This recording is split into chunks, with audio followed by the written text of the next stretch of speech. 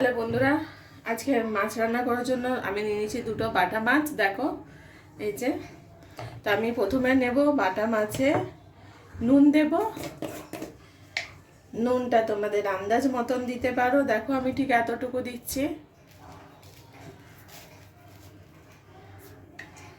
এবার দেব আমি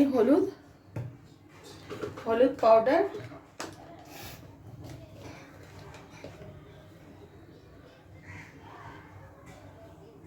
এক চামচ মতন দিলাম।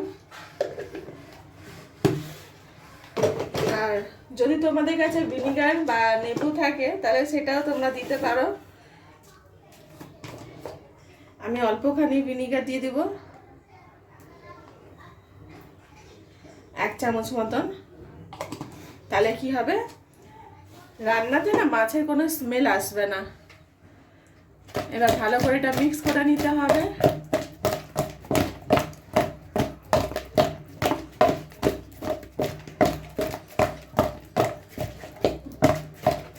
দেখো ভালো করে মিক্স হয়ে গেছে। এবার আমি এটা সাইডে সরিয়ে রাখছি, গ্যাসটা অন করব।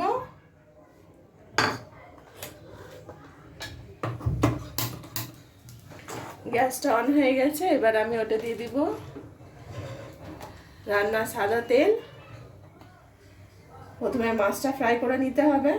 রান্নার তেল সাদা তেল, তো রান্নার তেল বা সাদা তেল তোমরা যে কোনো তেল ইউজ করতে পারো, যাতে ভালো করে গরম হয়ে যায়। গরম হয়ে গেলে তারপরে মাছগুলো ফ্রাই করবে, তাহলে সুন্দরভাবে ফ্রাই হবে। দেখো তেলটা গরম হয়ে গেছে, এবার আমি মাছগুলো এক একটা করে দিয়ে দেব। খুব সাবধানভাবে তোমরা ফ্রাই করবে।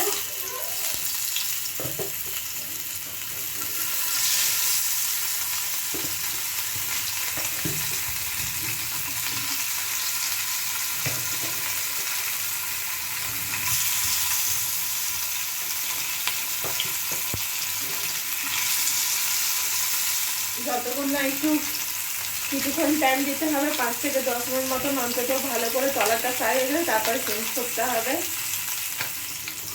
দেখো বন্ধুরা, এবার আমি চেঞ্জ করছি।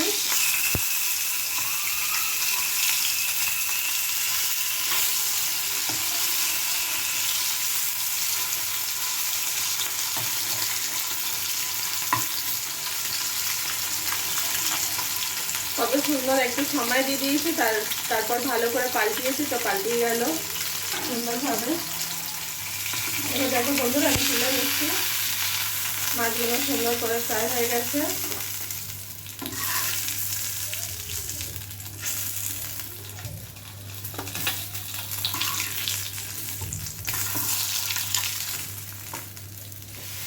তাহলে বন্ধুরা, আমি ওই তেলের মধ্যেই আলুগুলো দিয়েছি, ভুলে গেছি তোমাদের দেখাতে।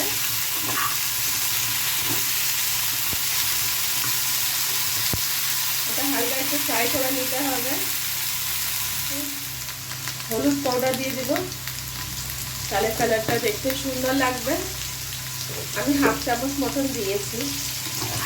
তোমাদের আলুটা যদি কম বেশি যা থাকবে সেটা দিও। দেখো বন্ধুরা, আমার আলু ফ্রাই হয়ে গেছে। আলু ফ্রাইটা অনেক সুন্দর কালার হয়েছে। এবার আমি আলুটা তুলে রাখছি সাইডে। আমি কড়াটা বসিয়ে দিচ্ছি। কড়াটা ভালো করে গরম হয়ে গেলে তারপরে তেলটা দেব। তোমাদের তো আজকে দেখানো হয়নি যে কি কি লাগছে একসাথে, তাই না, ক্ষমা করে দিও, সরি। আমার রান্নাটা হয়ে গেলে তারপর আমি তোমাদের সাথে কথা বলবো। এবার রান্নার তেলটা দেব। বন্ধুরা, আজকে দেখো কাঁচা লঙ্কা আর পেঁয়াজ, দুটো পেঁয়াজ কুচি করে নিয়েছি। আর লাগছে এখানটায়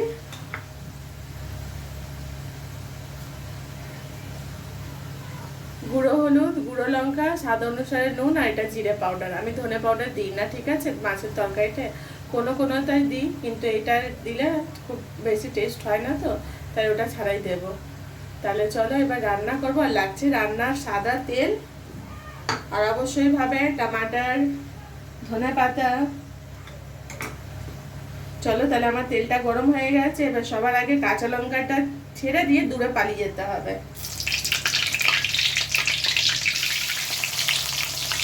পেঁয়াজগুলো দিয়ে দিলাম।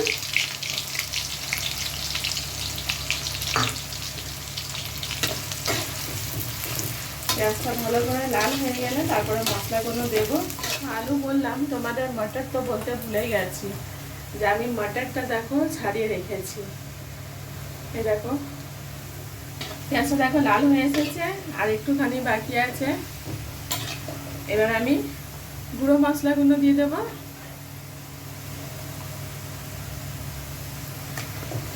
তাহলে কি হবে, মশলাটাও যে স্মেল আছে সেই স্মেলটাও চলে যাবে, আর পেঁয়াজটাও লাল হয়ে যাবে। দেখো বন্ধুরা, পেঁয়াজটা কিন্তু লাল হয়ে এসেছে, আর একটুখানি বাকি আছে। এক একটা পেঁয়াজগুলো সাদা সাদা আছে, সেটা একটু হয়ে গেলে ব্যাস তারপরে আমি আদা রসুনটা দেবো, আদা রসুনের পেস্ট। এবার আমি আদা রসুনের পেস্টটা দিচ্ছি।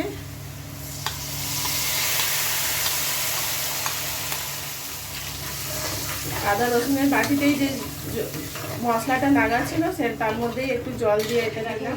এবার মশলা দিয়ে তেলগুলো ছেড়ে দিয়েছে।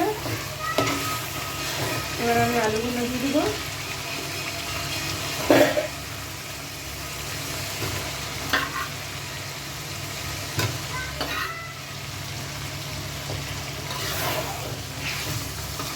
আলুকে ভালো করে কষে নিতে হবে বন্ধুরা। এর মধ্যে আমি মাটনগুলো দিয়ে দিচ্ছি।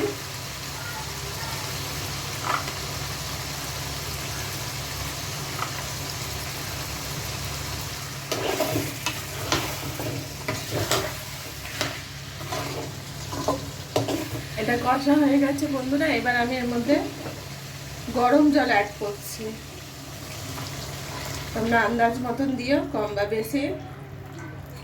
ঠান্ডা জল দেবে না, তাহলে তরকারি টেস্টটা ভালো হবে গরম জল দিয়ে করলে। এবার আমি নুনটা একটু দেখে নেব। আমার তরকারি নুনটা একটু কম হয়েছে, আমি একটু সামান্য হাফ চামচ নুন দিচ্ছি। এবার আমি কিছুক্ষণের জন্য এটা ঢেকে দেবো।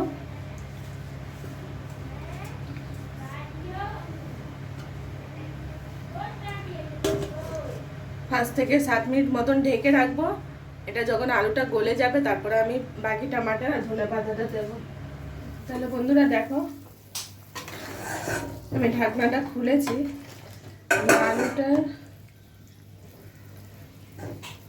আলুটা গলে গেছে। এবার আমি মাছগুলো দিয়ে দেবো।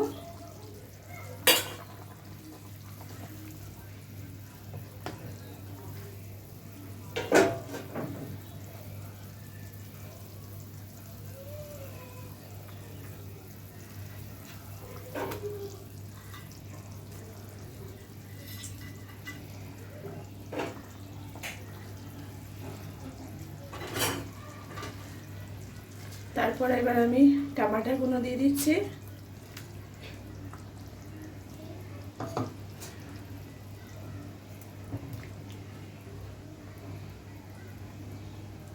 আমি ধনে পাতাগুলো দিয়ে দিচ্ছি।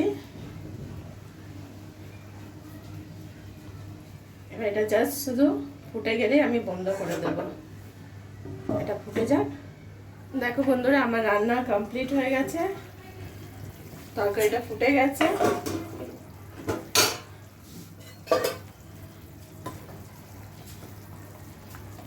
এবার আমি গ্যাসটা বন্ধ করে দেব, যাতে ধনে পাতার সুন্দর সেন্টটা এর ভেতরেই থাকুক। ঠিক আছে? তাহলে বন্ধুরা, তোমাদের যদি আমার রান্না ভালো লেগে থাকলে তাহলে অবশ্যই ভাবে লাইক কমেন্ট সাবস্ক্রাইবটা করে নিও। আর বাটা মাছের আলু সিমি মটরের ঝোল যদি ভালো লাগে অবশ্যই ভাবে আমাকে জানিও। Thank you for watching.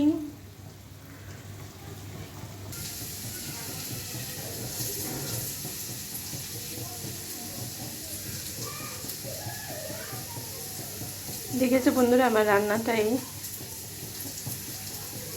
কেমন লাগছে অবশ্যই আমাকে জানিও।